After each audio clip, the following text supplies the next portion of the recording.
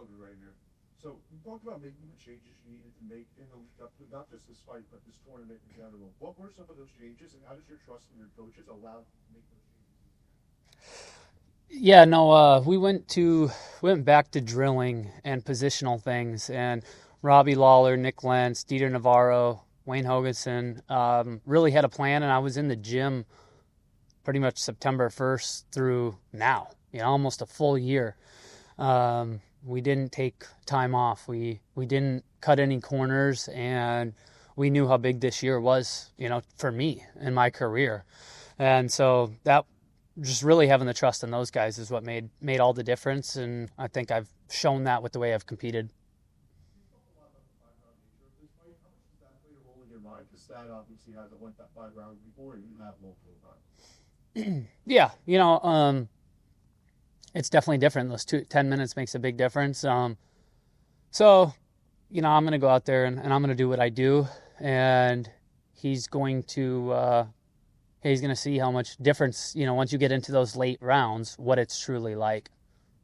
So he keeps talking about this dark horse thing that he's had going on, and he has been a dark horse throughout the tournament. But now going into this fight, he is actually in favor.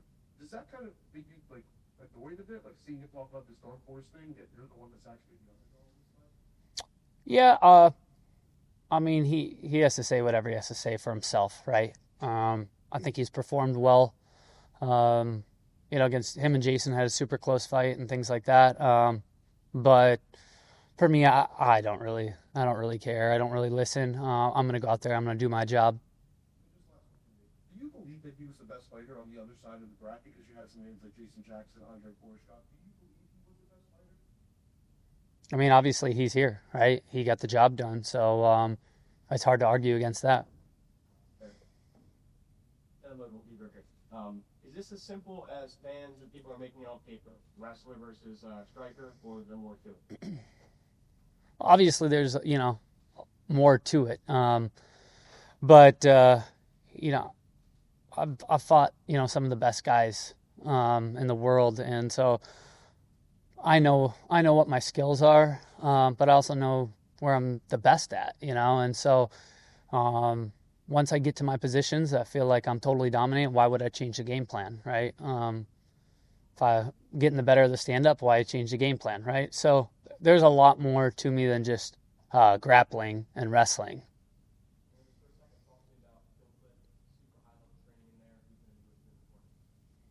Yeah, Killcliff, I've been there for 8 years now.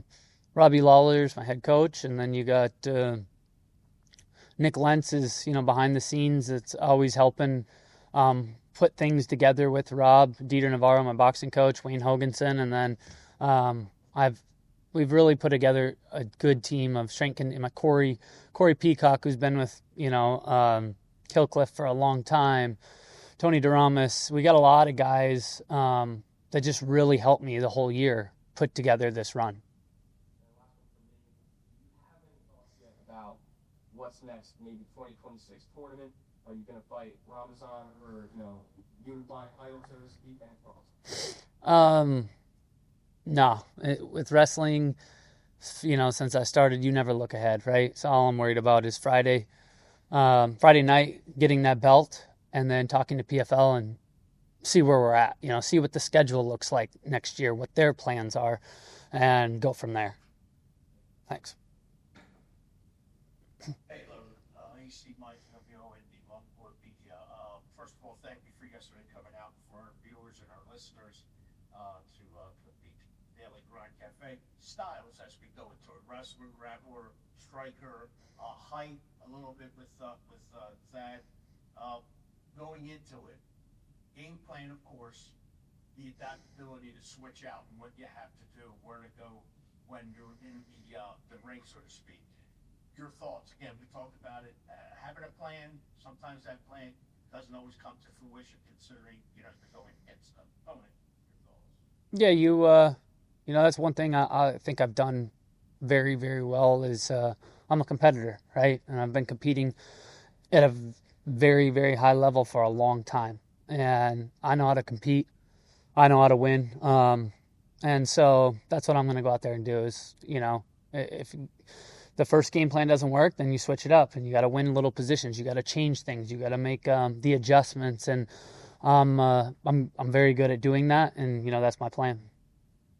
Second one, Thad mentioned somewhere along the way up until today that the easiest part of the bracket, I don't know if that was meant as disrespect or not. He said it wasn't.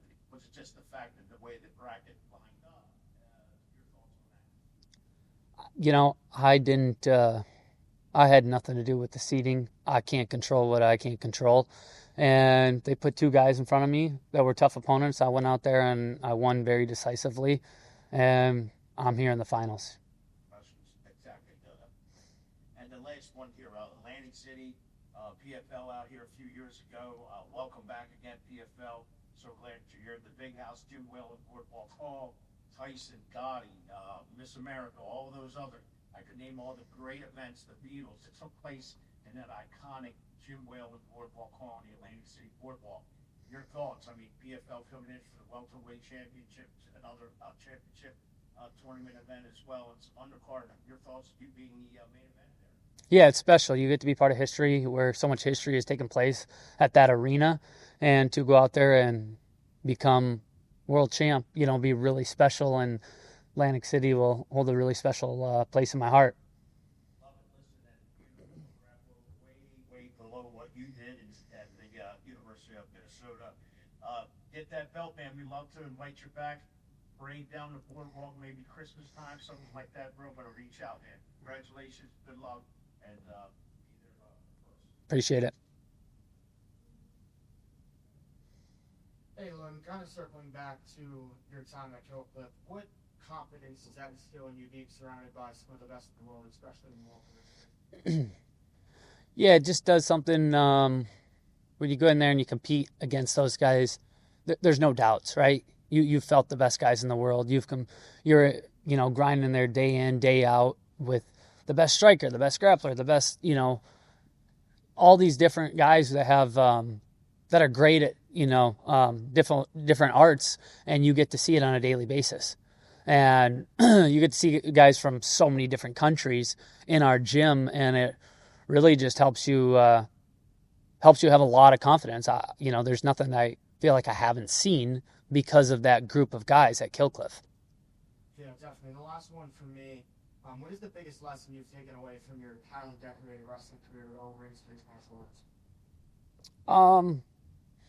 I think the biggest thing that I've taken and why I've, had the career that I've had is just the grittiness, the consistency of doing hard things over and over and over again, the ability to perform. I've had probably 800 hand-to-hand, combat in wrestling since, 5 years old through college.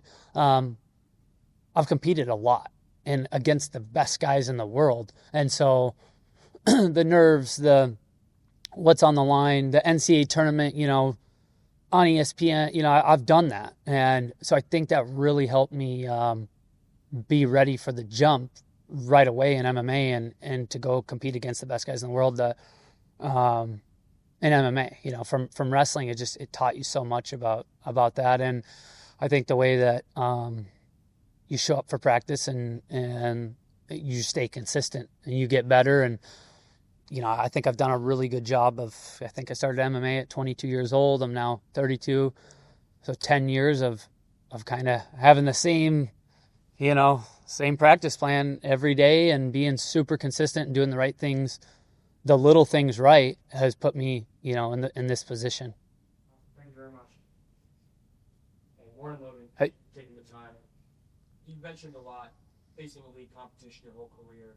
Yaroslav Amosov, Joaquin Buckley, Michael Venom Page. Where does that rank in that? Yeah, Thad, he's definitely up there. He's proven, that he's up there, and he's a young, hungry kid. So you never really know till you get in there, right? Till you feel what it's like. But I'm expecting the best guy that I've ever fought, right?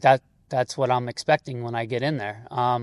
And I'm going to have to be on point and go prove to everyone, why I'm the best in the world. So we never overlooked them. We never, any of those things. So I know that is very, very talented.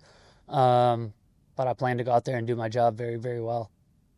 When you're breaking a guy like him down on film, tall, lanky, in the gym, are you trying to replicate him by bringing in someone who's that size with the kickboxing, or are you just go out there, do your game plan, take him down, and do what you've done in practice? It's a little bit of both, right? You need to see those looks, but you're also not going to change your game plan and go away from who I am, right?